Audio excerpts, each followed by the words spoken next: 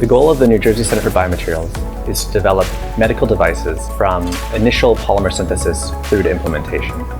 And our passion and mission is to alleviate human suffering through advances in biomaterials and tissue engineering. This is our prototyping lab. Here we have our EnvisionTech printer. We are developing new materials. We are looking at the use of 3D printing to shape scaffolds for tissue regeneration and regenerative medicine.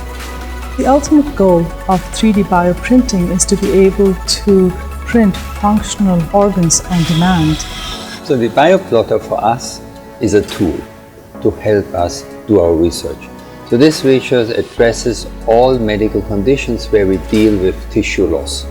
Tissue loss can be associated with aging, trauma, or disease.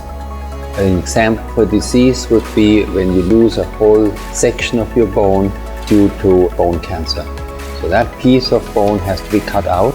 So the idea would be to try and help the body regenerate that missing piece of bone, hopefully minus the cancer.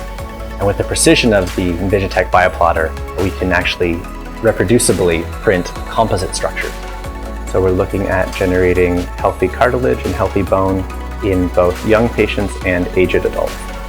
Millions of people have problems with their knees and joints. So being able to refurbish the joint and some of the delicate structures within a joint would be another application.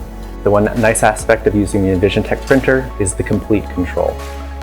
We have complete control over the temperatures of the materials, the temperatures of the plates on which they're deposited, and the geometries down to a micron scale precision.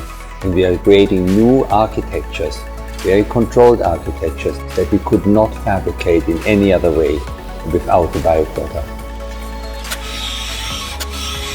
Using the manufacturer series that we have, there's a built-in camera that takes images every single step, so we can look back at the construct an hour, a month, or even a year later and ensure that we have complete control over the morphology of the scaffold.